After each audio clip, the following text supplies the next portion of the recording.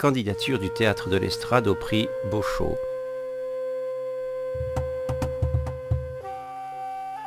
Présentation. Le Théâtre de l'Estrade, représenté par Benoît Weller et Éric Pellet, a l'honneur de présenter sa candidature au prix Henri Beauchot de l'UCL 2009. Qui sommes-nous? Le Théâtre de l'Estrade est une compagnie fondée il y a 12 ans par Benoît Weller, subventionnée par la ville de Créteil, où il dispose d'une salle de répétition et qui rassemble, selon les spectacles, entre 10 et 20 personnes. Comédiens, musiciens, costumiers, techniciens informatiques, dramaturges et metteurs en scène. Au plan administratif, c'est une association loi 1901, gérée par un bureau composé d'un président, Alain Baïtelli, une trésorière, Dominique Lalo, par ailleurs costumière de la compagnie, et d'une secrétaire, Élise Weller. Pourquoi cette candidature? Depuis 5 ans, le Théâtre de l'Estrade a consacré toute son énergie au projet de porter à la scène l'œuvre théâtrale et poétique d'Henri Beauchot et de faire connaître au public cette partie méconnue de son œuvre. Plusieurs réalisations ont ainsi vu le jour. Une mise en scène de Gengis Khan, jouée près de 70 fois à Créteil, Avignon, Angoulême, Paris, entre 2004 et 2007, devant un total d'environ 10 000 spectateurs. Une création sur scène de La Reine en amont, jouée 2 fois à Paris en juin 2007. Une lecture de poèmes extraits de Heureux les déliants à Cergy-Pontoise, à l'occasion du colloque Henri Beauchot en mars 2007, et à Paris en novembre 2007, à l'occasion de la présentation du film La main et l'esprit de Thomas Johnson. Autour et à la suite de ce travail artistique, les animateurs du Théâtre de l'Estrade ont en outre participé à diverses manifestations visant à la diffusion de l'œuvre d'Henri Beauchot. Une participation de Benoît Weller, metteur en scène du Théâtre de l'Estrade, et d'Éric Pellet, dramaturge, à 2 tables rondes organisées à Avignon, en juillet 2005, autour de l'œuvre d'Henri Beauchot, et à une émission de radio à Avignon consacrée à Gengis Khan. Une communication d'Éric Pellet, la journée d'études L'atelier d'Henri Beauchot, organisée par Myriam Vaté-Delmotte à Louvain-la-Neuve, en mars 2008 sur la dramaturgie de Gengis Khan. Une publication de cette communication dans le numéro 1 de la revue internationale Henri Beauchot sous le titre Gengis Khan, problème de dramaturgie. Une réalisation d'une série de 4 entretiens sur le théâtre avec Henri Beauchot, inédit, à l'initiative du Théâtre de l'Estrade et filmé par Thomas Johnson. Comment tout cela a-t-il commencé? Le théâtre d'Henri Beauchot est peu monté. Aussi, ce dernier nous confiera-t-il lors d'un entretien: il m'arrive de penser que l'écriture théâtrale, si j'avais eu d'autres occasions d'être joué, m'aurait été plus naturelle. Le Théâtre de l'Estrade concrétisera ces occasions en mettant en scène 2 pièces d'Henri Beauchot, Gengis Khan et La Reine en amont. Répondant à Henri Beauchot qui lui avait adressé le texte de Gengis Khan, Albert Camus évoquait la difficulté matérielle considérable que rencontrerait à vouloir monter une pièce de cette importance. C'est à cette difficulté considérable que s'est confronté le Théâtre de l'Estrade 20 ans après Jean-Claude Drouot. Auparavant, Gengis Khan, écrit en 1954, n'avait été mis en scène que 3 fois. En 1960 par Ariam Mnouchkine, encore étudiante, pour 6 représentations aux arènes de Lutèce. Dans les années 80 par une compagnie de théâtre amateur de la Brenne, et en 1989 par Jean-Claude Drouot, alors directeur du Théâtre national de Belgique. Benoît Weller avait été profondément ému par la lecture de La Déchirure, le premier roman d'Henri Beauchot. Ayant lu Gengis Khan à la suite, il en ressort alors avec la conviction que ce grand texte recèle de grandes potentialités théâtrales qu'il se prend à rêver de mettre en scène. C'est au sortir de cette expérience du Théâtre du Soleil en 2002 qu'il décide de proposer à son équipe de monter la pièce, aussi ambitieux que puisse paraître un tel projet. Détail insolite, il ignorait alors totalement le lien historique qui unissait Ariam Mnouchkine à Henri Beauchot. Porter ce projet, c'était aussi pour lui relever un défi et réparer une forme d'injustice faite à l'auteur, en portant à la scène un texte jugé trop difficile par les professionnels qui en connaissaient l'existence et écarté de la scène pendant près de 50 ans. Un texte d'une telle ampleur nécessite une compétence littéraire qu'il trouvera chez Éric Pellet, déjà occasionnellement sollicité pour un précédent spectacle. Commence alors une collaboration qui durera 5 ans. D'abord dramaturge, Éric Pellet deviendra de fait assistant metteur en scène et finalement co-metteur en scène de La Reine en amont. Le temps est un élément déterminant dans l'approche d'Henri Beauchot et de son œuvre. C'est sur la durée que le travail du Théâtre de l'Estrade s'est inscrit. Au cours des séances de travail et d'audition, plus de 40 acteurs seront entendus. Le rôle-titre est rapidement confié à Laurent Letellier, capable de dégager une grande force brutale et primaire, tout autant qu'une douceur et une sensibilité déconcertante. Laurent Letellier et Benoît Veller s'étaient rencontrés 20 ans auparavant sur la scène du Théâtre du Campagnol, sous la direction de Jean-Claude Pinchenat. Conçu au départ pour 14 acteurs, l'équipe sera ramenée à 10 acteurs jouant 34 personnages de la pièce. Le Gengis Khan d'Henri Beauchot présenté par le Théâtre de l'Estrade a connu 4 étapes dans sa forme. Une première lecture publique au Théâtre du Rond-Point à Paris, au printemps 2004, à laquelle Henri Beauchot a assisté. Une lecture spectacle présentée à Créteil fin 2004 et au Musée Guimet en janvier 2005, où la lecture au pupitre faisait l'objet d'un dispositif scénique, d'un premier travail sur les costumes et d'un accompagnement musical sur scène. L'oratorio de Gengis Khan, présenté à Avignon, au temple Saint-Martial, durant le festival 2005, est conçu comme une forme à équidistance de la lecture-spectacle et de la représentation scénique. Enfin, la pièce mise en scène, telle qu'elle a été jouée en novembre et décembre 2007 au Théâtre 13 à Paris, après une première version présentée à Angoulême en janvier et octobre 2007 et sur les scènes nationales de la MAC à Créteil en février 2007.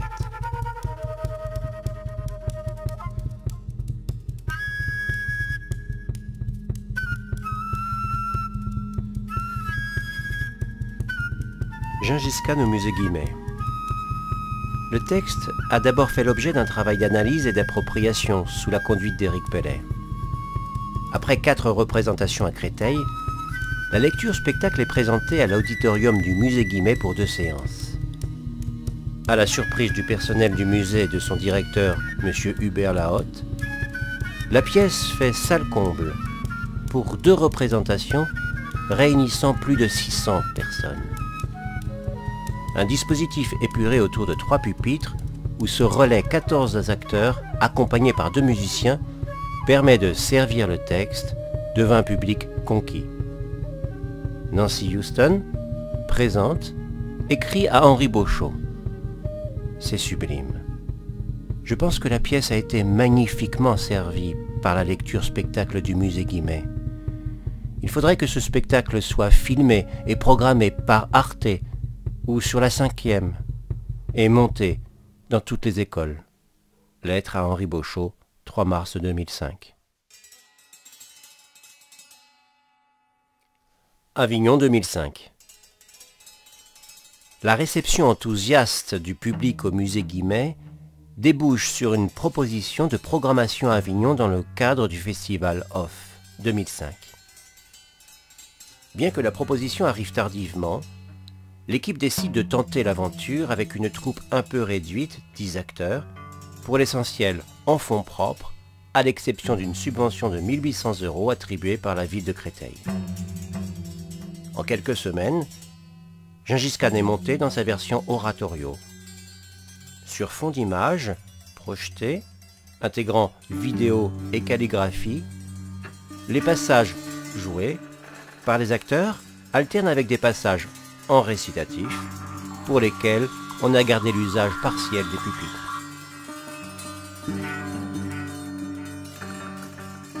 Programmé pour toute la durée du festival au temple Saint-Martial, Gengis Khan bénéficie dès le début du bouche à oreille qui lui vaut de jouer à guichet fermé dès le 3e jour de la représentation. Dans ce lieu magnifique, sous les voûtes gothiques de l'ancienne église Saint-Martial, mais dépourvu de climatisation et même d'isolation, le spectacle sera joué devant une salle comble jusqu'à la fin du festival. Malgré la chaleur, le public fait chaque soir un triomphe à la troupe. On y loue en particulier la puissance du texte, le rythme et l'énergie du spectacle. Voici l'extrait d'une lettre adressée par une spectatrice à Henri Beauchot et qu'il a transmise au Théâtre de l'Estrade. À Avignon cet été, 2005, avec mon mari et une amie, nous avons décidé d'emmener avec nous nos enfants, Hugo, 7 ans, Solveig, 10 ans et Esther, 12 ans, afin d'assister à la représentation de Gengis Khan au temple Saint-Martial, mise en scène par Benoît Veller avec la compagnie de l'Estrade. La durée de la pièce et son sujet nous ont valu quelques recommandations, vu l'âge de nos jeunes spectateurs. Mais, placés au premier rang, dans ce très petit temple, par une chaleur de 30 degrés, nous avons été pris par cette énergie des corps et des esprits, et pendant près de 3 heures, les enfants n'ont manifesté aucun signe de détachement, bien au contraire. Ces personnages étaient devenus des héros merveilleux et humains, avec leur caractère particulier. La mise en scène dans ce si petit espace nous permettait de galoper sur les immenses étendues et de pouvoir ressentir le froid et le vent, l'odeur des chevaux et celui de la Chine. Quel merveilleux moment vous avez offert à ce si jeune public. Ce fut un très beau baptême de théâtre, le théâtre de grands. Ils garderont ces souvenirs pour de longues années et parleront peut-être du Gengis Khan d'Henri Beauchot à leurs enfants. À la sortie du spectacle, les noms des personnages dansaient dans leur bouche, dans une sorte d'explosion, comme un feu d'artifice, je les entends encore. Timur, Timujin, Tcheloutsai. Le public qui connaît l'œuvre romanesque d'Henri Beauchot en sort ravi d'avoir découvert un pan inconnu de son œuvre. Ceux qui découvrent l'auteur en sortent bien décidés à approfondir cette découverte par la lecture des romans. Henri Beauchot vient alors de recevoir le Grand Prix de la Société des gens de lettres pour l'ensemble de son œuvre. Des panneaux conçus par les acteurs de la troupe présentent l'œuvre d'Henri Beauchot à l'entrée de la salle. La presse finit par venir, à la fin du festival, toujours dithyrambique, et rend hommage à Henri Beauchot et au travail de la compagnie. Voir plaquette. Une pure merveille. Un élan poétique exceptionnel servi par une mise en scène dont la sobriété et l'intériorité font ressortir le souffle puissant de l'œuvre d'Henri Beauchot, avec une distribution en tout point remarquable. Vaucluse Hebdo, 22 juillet 2005.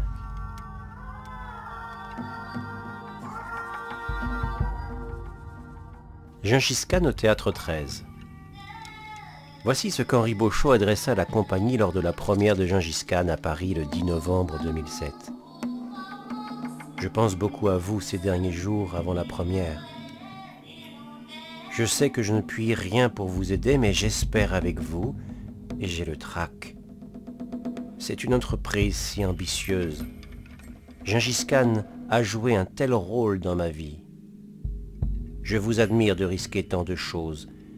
J'espère que cet effort sera confirmé, comme en Avignon par le succès. Je crains un peu que les projections n'augmentent la durée de la pièce. S'il faut couper, faites-le. Bonne chance, qu'un ciel heureux soit avec votre troupe et avec vous. Henri. Le résultat final, présenté d'abord à la Maison des Arts de Créteil, puis au Théâtre d'Angoulême, et enfin à Paris au Théâtre 13, est le fruit d'un processus de maturation sur 3 ans et demi, accompli par toute la troupe, acteurs, musiciens et costumiers, au cours duquel chaque étape a nourri la suivante. Il s'est ainsi forgé une mémoire de la troupe. Malgré un contexte très difficile, les 8 premiers jours de représentation ont coïncidé avec la grève générale des transports. Le spectacle a fait une moyenne de 150 spectateurs par soir sur 36 représentations. La critique, quand elle s'est déplacée, est enthousiaste. En voici quelques extraits. La beauté des costumes, des couleurs, des tableaux, alliés à la qualité de l'interprétation de la troupe, fait de cette création un moment réjouissant, une formidable épopée. Pariscope, 28 novembre 2007. Une épopée poétique assez incroyable. C'est peu de dire que c'est une magnifique idée de l'avoir sortie d'un quasi-oubli. Benoît Weller réussit son pari. Bravo. Figaroscope, 1er décembre 2007. 2h20 à travers une langue magnifique.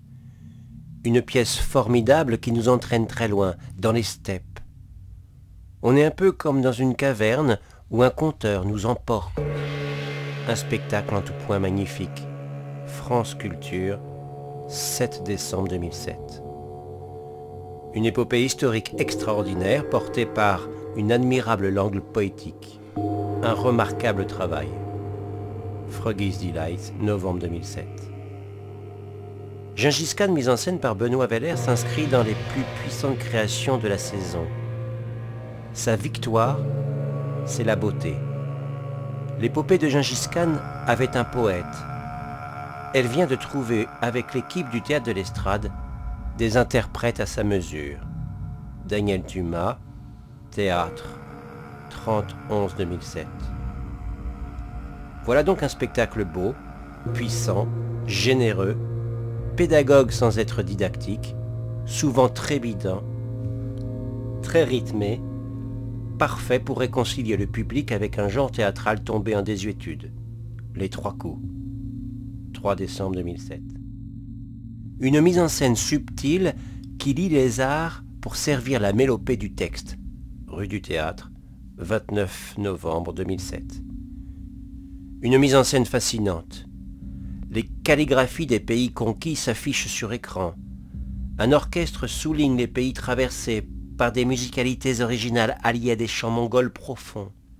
La troupe de 10 comédiens jongle sur une chorégraphie dynamique avec les 35 personnages costumés et grimés magnifiquement. Théâtre Paris, décembre 2007. Au total, durant 3 ans, le Théâtre de l'Estrade peut s'enorgueillir d'avoir permis à environ 10 000 spectateurs de découvrir cette œuvre considérable que constitue Gengis Khan.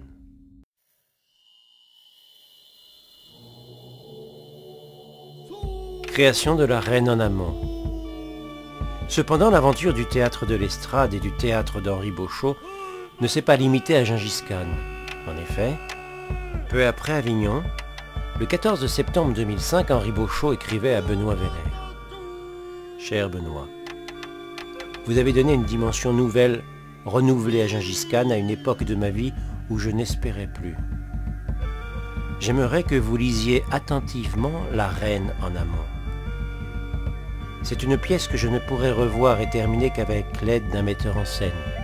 C'est trop long, surtout, il y a trop de personnages pour aujourd'hui. Réfléchissez à cela pour votre futur, quand je ne serai plus là. J'espère vous revoir bientôt. Affectueusement à vous, Henri. » La confiance témoignée par Henri Beauchot honorait le Théâtre de l'Estrade. Et sa proposition s'est concrétisée par une première lecture de La Reine en amont chez lui, à Louveciennes, en janvier 2006, en présence de l'auteur, ainsi que de Christian Beauchot, Marie Donzel, Jean-François Labouvrie, Alain Baïtelli, président du Théâtre de l'Estrade, et Élise Weller à la caméra.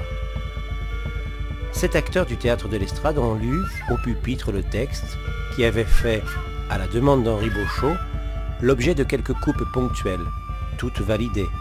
et parfois augmenté par Henri. Ce fut un gros moment d'émotion de voir l'auteur face à ce texte qu'il n'avait jamais entendu que de sa voix intérieure. Vous trouverez d'ailleurs dans le CD les extraits du film de cette lecture. En octobre 2006, une lecture spectacle de La Reine en amont a été présentée sur la scène du Théâtre 13, jouée par 7 comédiens accompagnés de 2 musiciens. Cette première ébauche a débouché sur une programmation au Centre Wallonie-Bruxelles pour 2 représentations les 2 et 3 juin 2007, dans une version oratorio, co-mise en scène par Benoît Weller et Éric Pellet. Pour la première fois, 40 ans après sa publication, La Reine en amont était enfin portée à la scène. Henri Beauchot était présent le samedi 3 juin. J'ai été très heureux de voir La Reine en amont samedi soir. Je vous félicite de la réussite de l'ensemble. Je ne croyais pas que cette pièce pourrait jamais revivre. Malgré l'enthousiasme avec lequel je l'ai écrite, je ne me rendais pas compte si elle était jouable. Vous avez prouvé qu'elle l'était, et je vous en rends grâce en remerciement, en amitié, Henri. Autre réalisation ou participation du Théâtre de l'Estrade. Autour de ces réalisations artistiques ou de leur prolongement, les différents acteurs du Théâtre de l'Estrade ont répondu à des demandes d'intervention dans des manifestations au service de l'œuvre d'Henri Beauchot et ont également initié des projets d'ordre divers. Lors de la projection au Centre Wallonie-Bruxelles à l'automne 2006 du film documentaire de Thomas Johnson, La main et l'esprit, consacré à Henri Beauchot et Robert Palma, Benoît Weller et Bertrand Nadler ont lu des poèmes extraits de la Chine intérieure. En mars 2007, lors du colloque Henri Beauchot, organisé à l'université de Cergy-Pontoise par Catherine Maillot, Benoît Weller, Franck Borde et Delphine Habert ont fait une lecture de poèmes extraits de différentes parties d'Heureux les déliants. Au cours de l'été 2007, Henri Beauchot a accordé à Benoît Weller et Éric Pellet 4 heures d'entretien inédit sur le théâtre. Entretien filmé par Thomas Johnson dans la perspective de réalisation d'un film sur le théâtre d'Henri Beauchot. À Avignon en juillet 2005, le Théâtre de l'Estrade a organisé au Temple Saint-Martial une table ronde sur l'œuvre d'Henri Beauchot avec la participation de Madame Myriam Waté-Delmotte, d'Olivier Hamon-Mayer.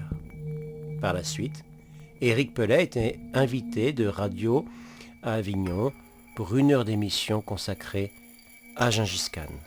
Faut-il évoquer en outre des nombreuses discussions informelles avec Henri Beauchot à l'occasion de rencontres ou d'échanges de courriers? Quelques regrets ou quelques espoirs. Cependant, l'énergie mobilisée par les acteurs du Théâtre de l'Estrade ne s'est pas toujours soldée par la réussite. Plusieurs projets initiés par le Théâtre de l'Estrade n'ont hélas pas abouti. Nos tentatives de monter l'oratorio en Allemagne ou à Innsbruck à partir de la traduction d'Anne Schaeffer n'ont pas pu se réaliser. Les portes des théâtres belges ne se sont pas ouvertes malgré de belles rencontres, notamment avec le Théâtre du Rideau de Bruxelles et son directeur. La co-réalisation pour la reprise du spectacle au Théâtre des Halles, à Avignon en 2006, n'a pas pu se faire.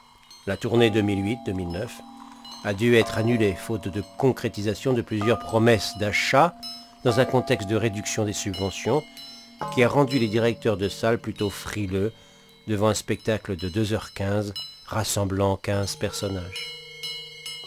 Enfin, dans le même contexte, notre projet d'intégrale du théâtre d'Henri Beauchot n'a pas encore pu être réalisé. Ce projet ambitieux, conçu en collaboration avec Benoît Héberge et le Zéro Théâtre, vise à proposer de monter dans un même lieu les 3 pièces de Henri Beauchot désormais mises en scène. Gengis Khan, La Reine en amont et Prométhée enchaîné. Le Théâtre de l'Estrade a le plaisir de mettre à la disposition du jury tous les documents qui peuvent attester de son engagement sincère, fidèle et persévérant au service de l'œuvre d'Henri Beauchot. Le jury pourra ainsi trouver sur ce CD des documents retraçant ce parcours qui est encore loin d'être achevé.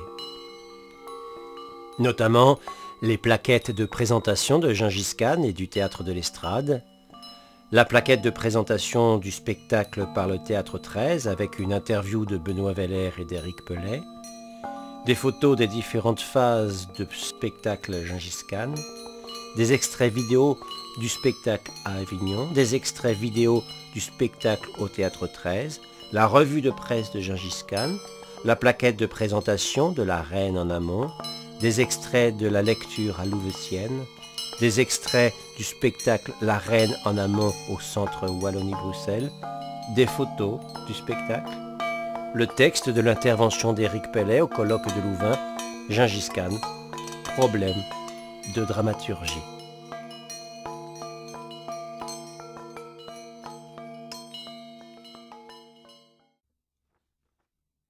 Au cours de cette aventure, le Théâtre de l'Estrade a bénéficié du soutien indéfectible et des encouragements de Myriam Watté-Delmotte, que nous tenons à remercier tout particulièrement, ainsi que de nombreux spécialistes et familiers de l'œuvre d'Henri Beauchot. Jean-François Labouvry, Anne Nescheffer, Olivier Amourmeyer, Marie Donzel, qui nous ont souvent apporté une aide amicale et parfois accompagnée dans nos projets, que nous tenons également à remercier chaleureusement. Nous remercions enfin Henri Beauchot, pour sa présence attentive à chaque étape de notre travail, pour sa gentillesse et sa disponibilité, pour l'immensité et la beauté des territoires artistiques et poétiques qu'il a ouverts, et que nous continuons inlassablement de parcourir.